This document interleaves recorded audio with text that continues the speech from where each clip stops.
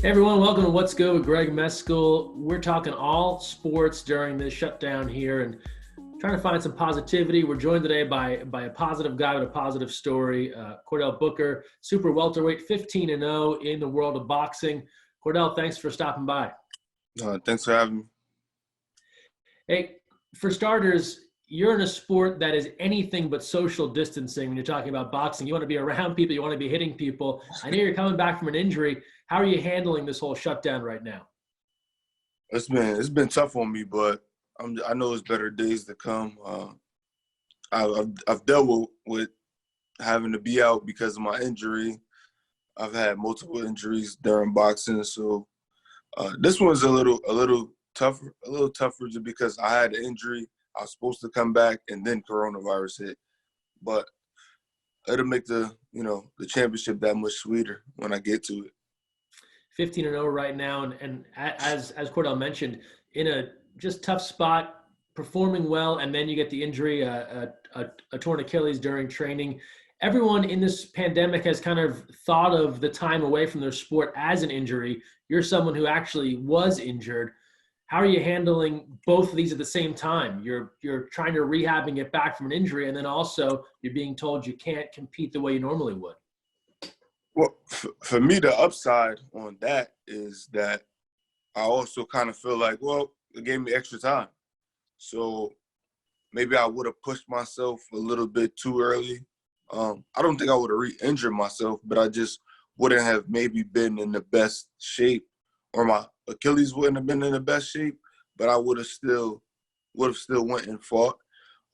But now everybody's put on hold, so nobody's actually getting ahead of me. I'm not dropping any more ranks than I was because I was in the top 20 in America and in the top 35 in the world. So I can't go any lower now because nobody's fighting to get past me. So when everything does resume, I'll still have maintained my rank, and I could come back and fight somebody for a top spot. Yeah, you bring up a great point. Anyone who's battling an injury right now, it is a bit of a silver lining. They're getting extra time to get better, to rehab, to work on their sport, their game, whatever it might be. You were someone that was building up a lot of momentum. You come off your amateur career, Olympic trials, you go pro, 15-0, really performing well, all up and down the Northeast, trip to Texas mixed in there as well. How do you get that momentum back once you're able to get back in the ring?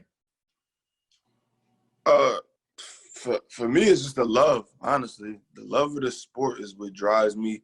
The competitiveness that I have is it's sometimes I say to people it's a sickness because I'm almost too competitive. Like, I'll compete with you for anything, and if I lose, then I obsess over that loss.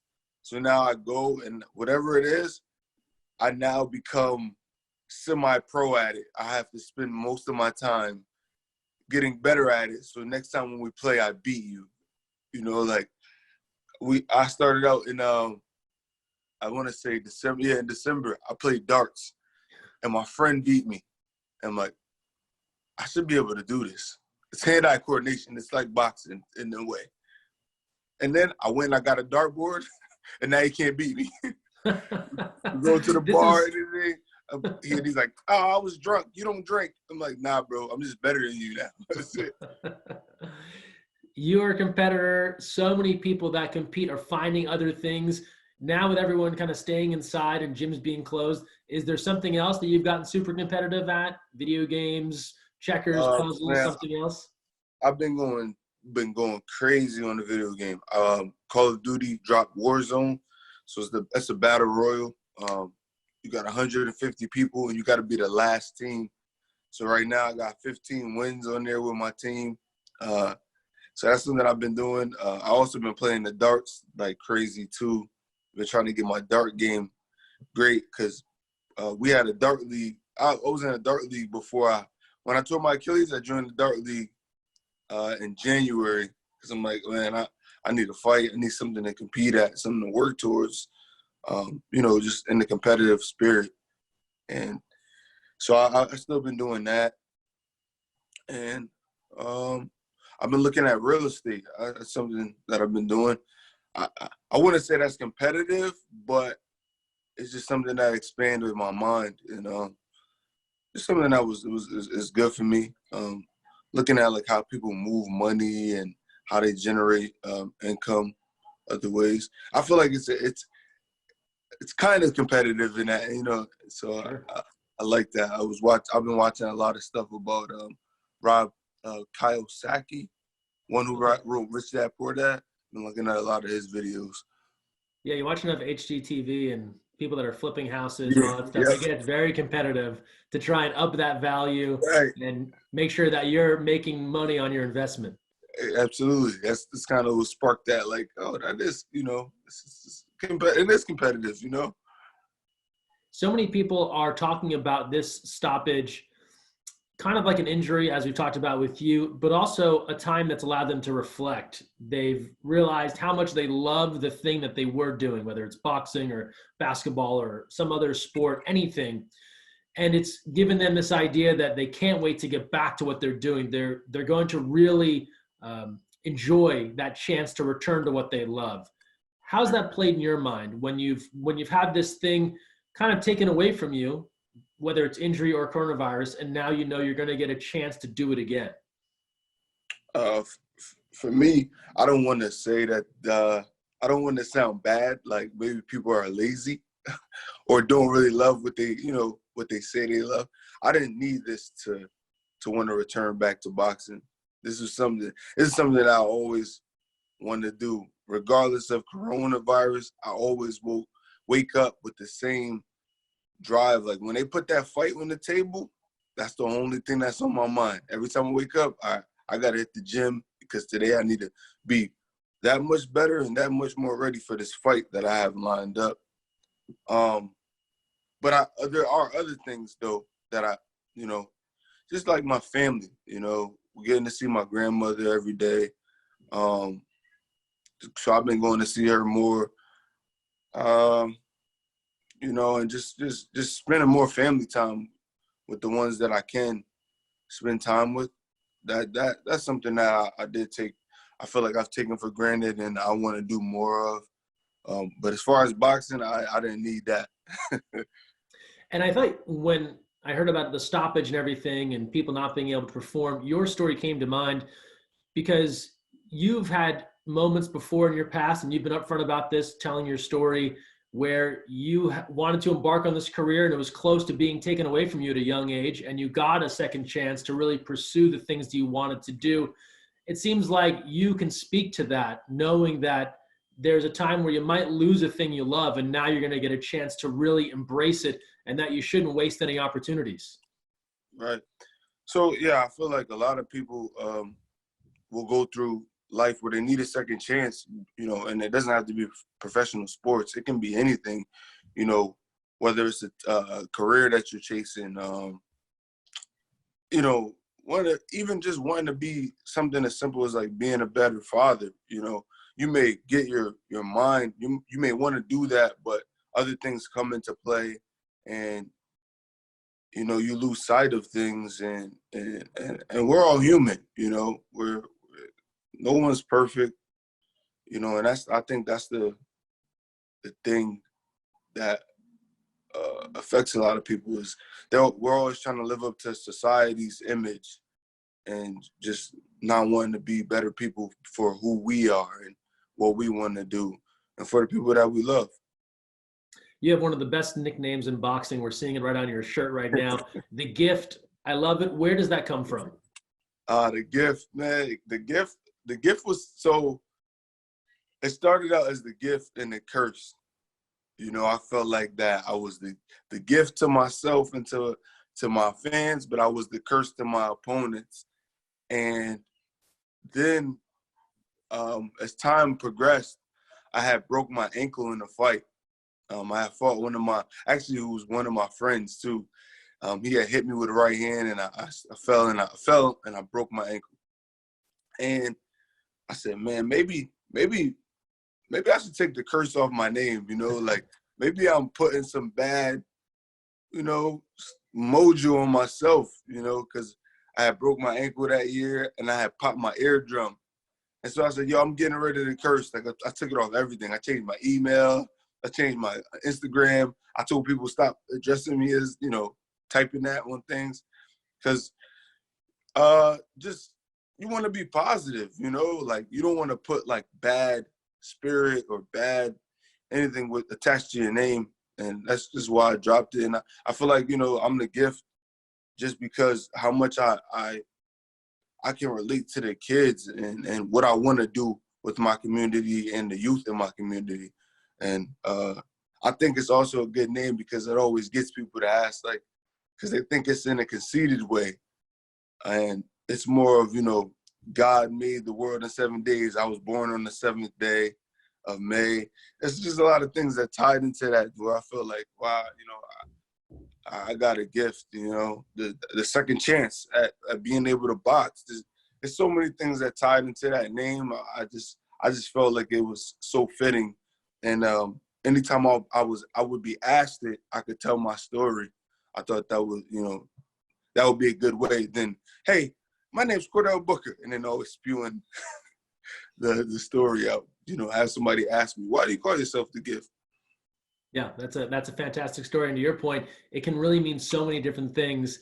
It's a gift that you're going to get a chance to come back from this injury, and it's a gift that you're going to be able to get back in the ring, as you said. And you touched on your work with kids and things you want to do with them. It's a gift what you're trying to offer them. What are some of the things that you want to do with the next generation? So one of the things that we have been trying to work on was actually bridging the gap between law enforcement and youth. Obviously the troubled youth who feel like the police are the problem. Sure. I kind of wanted to give like a place where they could work out and see that the police are human too, and they're the only reason, or tell a reason why you may be targeted, not because, oh yeah, it's my skin tone, even though that does happen, but maybe you're standing outside in the same area for too long. That just looks weird, like they can explain what are red flags when they see youth doing something wrong, and how youth feel about also to the police, why they feel uncomfortable. Because I know for myself, I was brought up being told and taught that the police are the enemy. And as I got older, I realized that, no, that's not true. It's what we're doing to make them the enemy. So you're kind of brainwashed to believe something else when you come in a community where, it's a poor and people are selling drugs.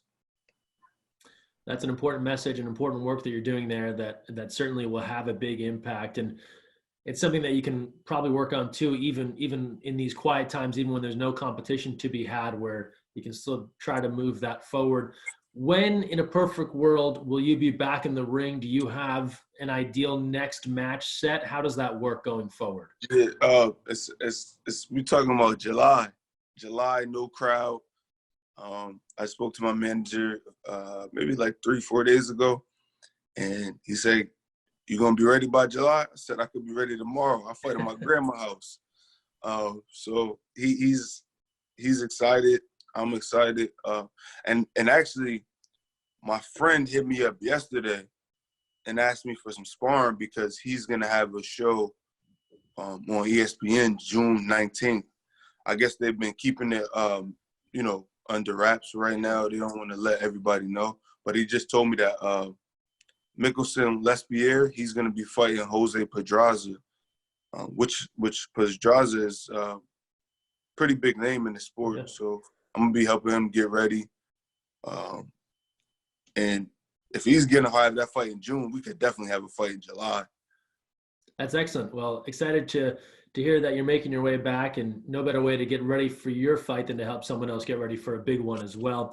The way we end these interviews, we have 3 questions for you to close things out and to kind of end on a positive note here. They are, what's something you did for yourself recently? What's something you did for someone else recently? And what's something that recently just made you literally laugh out loud? So putting on the spot here a little bit, but for starters, what's something you've done for yourself recently? Something I've done for myself. Man, what did I do? Honestly, I'm gonna say I just got my got my competitive nature. I just been on the game, man. I've been neglecting pretty much all my duties and just been on Call of Duty with my boys, just going in, playing Warzone. And then what's something that you've done for someone else? In this time, Yeah. in this time, honestly, I haven't been seeing anybody. So I'm gonna just say, for my grandma, I just been, man. She got me looking like a slave right now. Go to right here, get my medicine. Go get my food. Go get this. Take me to do this. And I'm like, all right, grandma. All right, grandma. All right, grandma. So I just been doing anything to help her out. That's funny. And you'll never forget, she obviously has you on the move, but you'll never forget this weird time when you and grandma got a lot of time together. Yeah. And then the last thing, what's something that really made you laugh? It's gonna be my grandma, man. I had put her up on live, and so my grandma, she curses a lot, crazy. So she didn't know how to live. She didn't know that people were actually looking at her. So I gave her the phone, and I'm like, Grandma, say something. She's like, why? I'm just looking at myself. And I'm like, no, Grandma, you're on live. There's people looking at you. She's like, what the damn it? Why are you gonna put me on there like that? I got my damn gown on. And I lost it. I mean, I had to turn it off. And then my mom saw it. So she's like, yo, your grandma is nuts. Because that's my dad's mom. And I just thought that was hilarious that she just, at this age, she just still cursing up a storm. Grandma, not ready for the live audience. I love it though. Now she knows the deal. So next time you're ready to go live, Grandma's all set. Yeah, now she knows. Chordale, really appreciate you taking the time. Excited to see you back in the ring, hopefully come July. Hopefully the rest of your rehab, everything goes smooth, and we'll be pulling for you when we see you back out there. Yeah, thank you. I appreciate you bringing me on.